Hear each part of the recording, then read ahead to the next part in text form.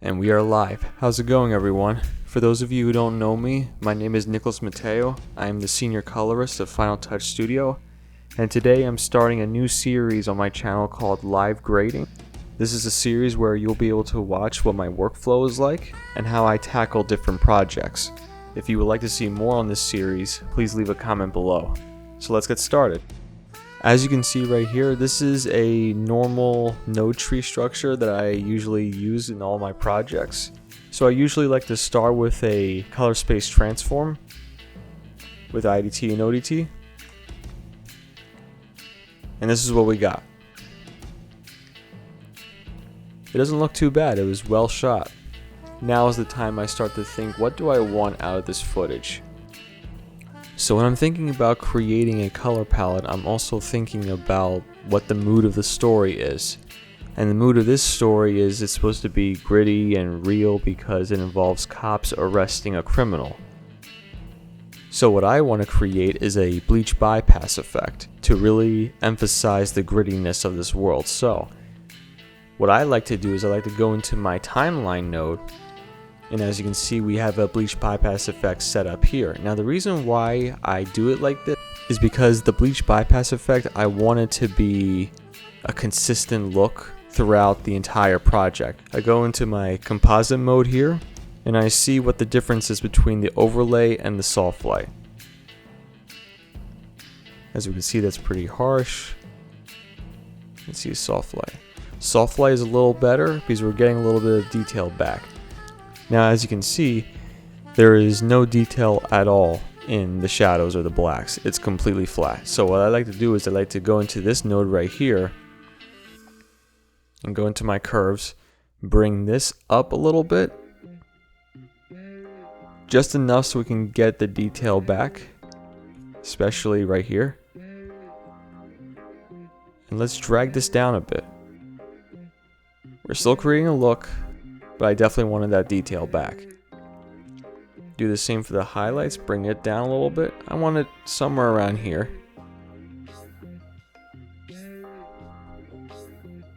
Let's create a soft S-curve and see what we get. For some looks featuring a Bleach bypass effect, you don't want to go too crazy. This isn't exactly Zack Snyder's 300 here. Making a subtle adjustment right here. Mainly just looking at his face. Let me zoom in a little bit.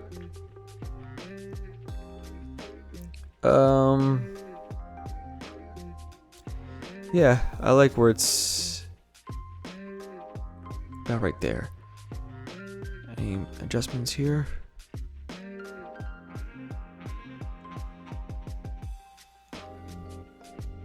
I like that. I like that a lot, actually. Let's do before and after. You can even see here we're getting a lot of detail back in the seat. Now let's go back to our regular node tree. Now considering we already did the contrast, I'm not going to touch this too much. If anything, I'm just going to maybe lift the blacks a little bit more. It's a little fine tuning.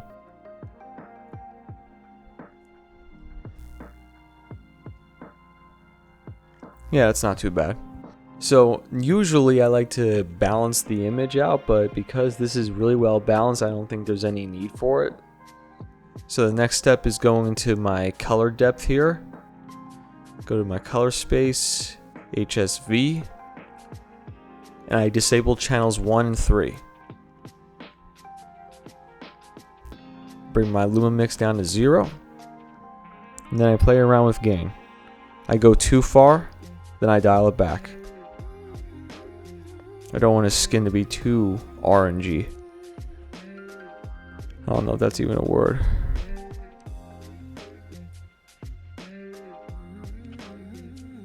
Just to get a little bit of color depth in there. We don't want it to be entirely bleak. Maybe something like that. Just zoom in a little bit. Maybe a slight push. Yeah, I like what it's doing here. Alright. Now for the big change, which is going to be in the look node. For something like this, I think I want to bring everything to a cooler look.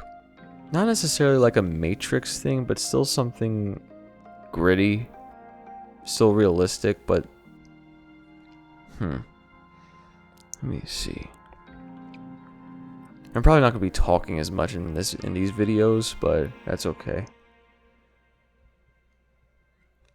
I don't want this to be like a monochromatic look, but I like where it's sitting here actually. Let me check before and after. Yeah. I do like this actually. Let me see if there's anything I can do with my log wheels. Because maybe I want to balance out his hair. I don't want it to be blue. So just take my shadows and just bring it to the opposite direction.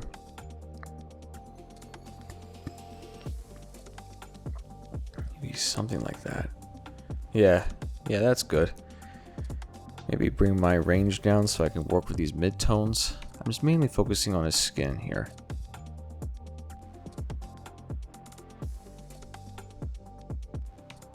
Yeah, his skin is sitting close to here, so maybe a further adjustment.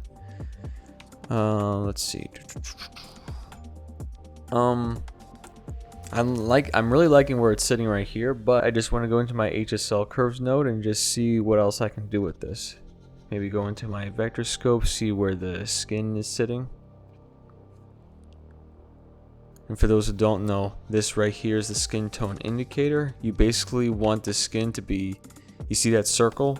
It should be in the center of that skin tone indicator. So right now it's being pushed a little towards yellow, but that's okay. It doesn't have to be perfect. I just want to see what happens if I bring it towards a bit more of a natural look. Maybe wind this up a bit.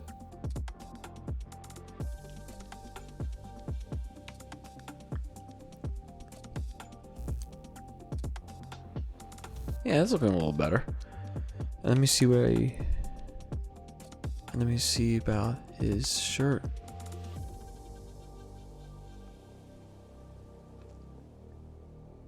I don't want to lose the blue, but I don't want it to be a complete green, so maybe somewhere in the middle.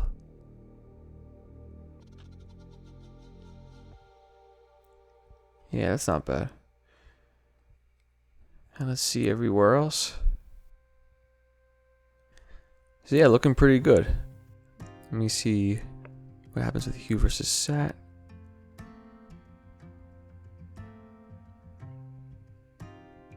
Too pale, too saturated. Let's see. My process, it's always like a dance. You always bring it too far, then you dial it back. Find that sweet spot. I don't want his skin being too red right here, so I'm gonna switch back to hue versus hue and see if I can fix that.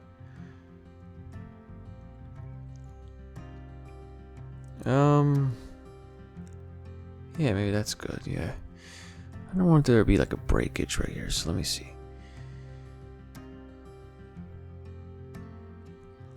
Yeah, maybe I could just dial it back a little bit more toward where it was before. Yeah, that's not bad. Yeah, it's not bad at all, actually.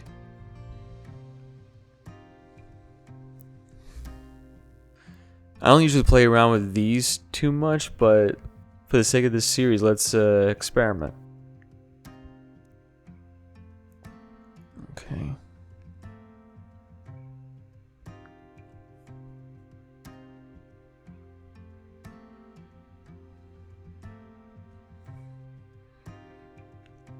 Okay, I'm liking that actually. Again, like all of this is unscripted, so it is what it is. Maybe I should call this series Unscripted Grading. Let me know what you guys want in the comments. Do you want it to be called live grading or unscripted grading? Nah, I don't like this one very much. Maybe I can bring this back a little bit. I don't want to lose that saturation.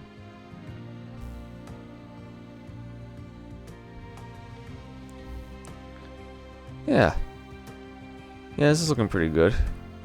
I like it. I like it a lot, actually. So, my next step is going to my timeline again, and I want to pop in some film grain. And this is my settings for it. So let's look at it before and after.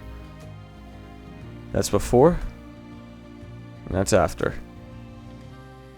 Gritty, gritty, gritty. So yeah, I'm really liking how this is sitting. I like his skin tones, I like the world that we're creating, I like what the bleach bypass is doing. But let's just see what it looks like without it.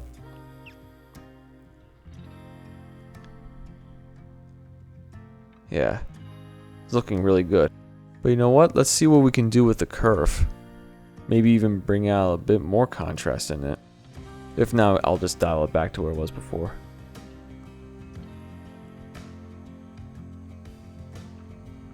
I just want to see what we can do.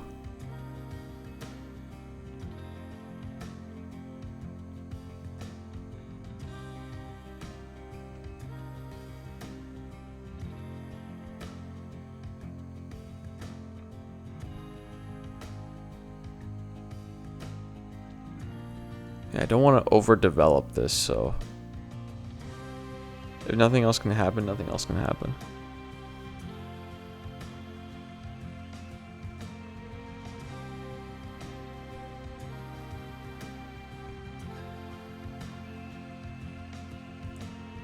Nah, let's not overcomplicate this, actually. I think this is sitting good. Maybe around here. Let's see.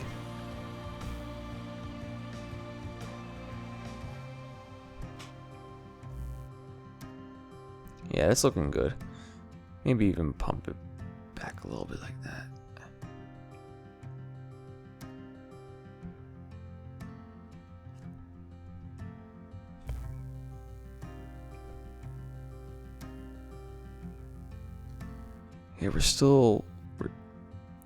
Yeah, we're losing a little bit of this, so maybe I can go into my exposure again and maybe just either pump the shadows up a bit. No.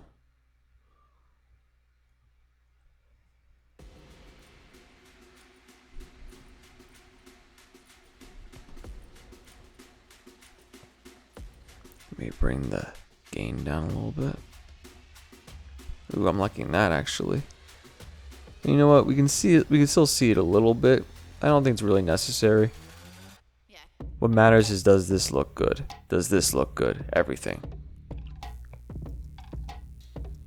Yeah, I'm liking where everything is sitting. Okay, so that's really about. Obviously, not every project is going to be the same because the footage is always going to be different. But I like to keep my no tree as simple as possible. But yeah, I hope you guys really enjoyed this. And once again, if you want to see more videos like this, please leave a comment. I'll see you later.